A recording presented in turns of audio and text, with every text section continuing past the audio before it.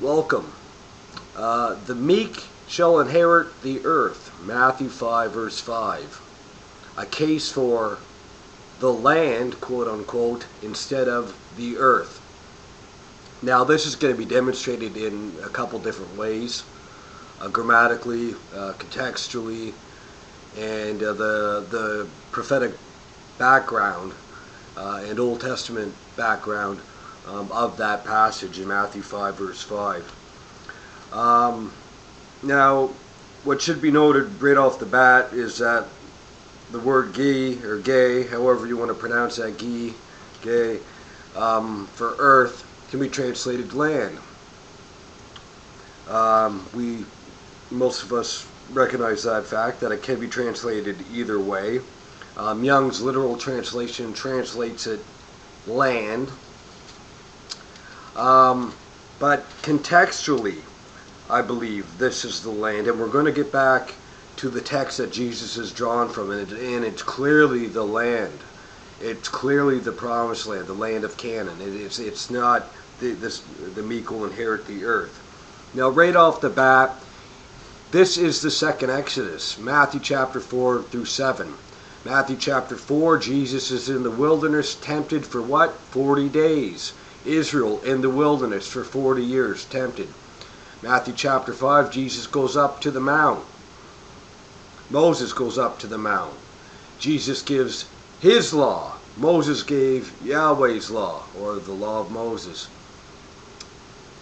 And so we do see a parallel between Moses and Christ, as Jesus is the new Moses. He is the true Israel, being tempted in the wilderness, and he's given his law on the mount. This is the second Exodus, Matthew chapter 4 through 7. And what is the second Exodus? What is the Exodus? It is into the land, being gathered into the land, them going into the land of Canaan.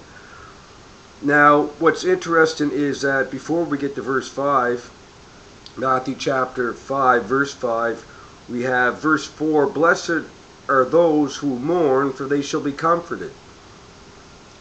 That's Isaiah chapter 61, verse 2, the day of salvation, the same as Isaiah chapter 49, verse 8.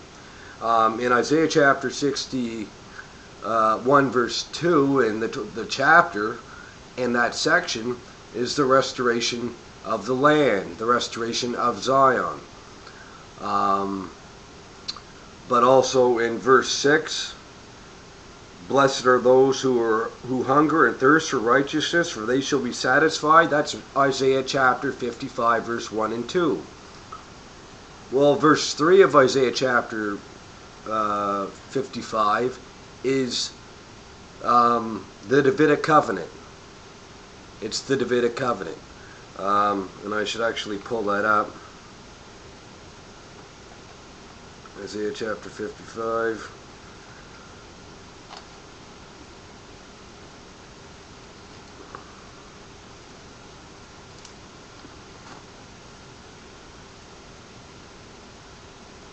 Yeah, according to the faithful mercies shown to David. Yeah, Paul quotes that in Acts chapter 13.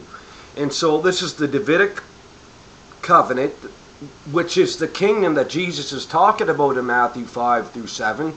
What kingdom was he speaking about? It was the Messianic kingdom, the kingdom of David. And yet he draws from Isaiah 61 and Isaiah chapter 55, which is the Davidic kingdom. Well, the Davidic kingdom was in the land. The land and kingdom go together. They're not broken up in piecemeal. When we see Zion restored, most times in Isaiah, in the prophets, the land is restored. Ezekiel 37, Jeremiah chapter 30, 30 through 34, Isaiah 50 through, or 40 through 55, so on and so forth. They go together, the land and the kingdom, the Abrahamic, Davidic covenant. Now, to our text, Psalm chapter 37, my friend suggested that this refers to the earth and not the land. Well, according to Psalm 37, verse 3, verse 9, verse 39, or 29 and 34, 4 times it says the land, the land, the land, the land. And so I believe contextually, the prophetic background Jesus is drawn from, contextually, the second Exodus, Jesus as the new Moses, the land. What he's drawn from, Psalm 37, the land, the land, the land. Isaiah 61, Isaiah 55, the land, the kingdom. And of course, within this passage, contextually as well, Matthew 5 through 7, he's speaking of the land, or the kingdom, which is the land. And not only that, but Barnes, Gill say this is the land. And I have a commentary here I wanted to read from the Interpreter's Bible commentary on Matthew and Mark, volume 7. But let's see what it says here, and we'll wrap it up very quickly.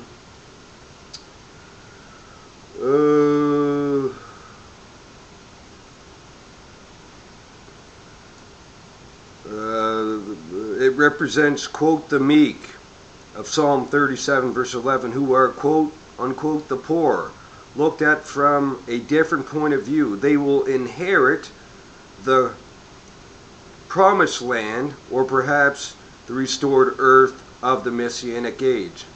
So they give the option that there is 2 options there, and the commentaries are sort of divided.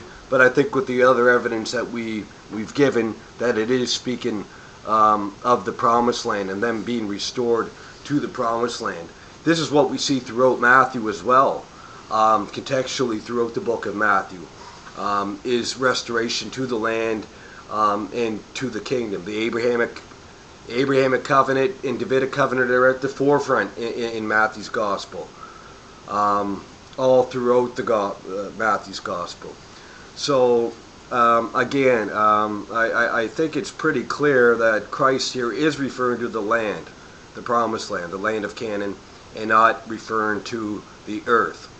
And even with the word "gi" or "gay," however you want to pronounce that, it can be translated either way, depending, of course, on the context. So that's about it for that, guys. Just a short video. This is probably the shortest video I've done in a while, but thanks for tuning in.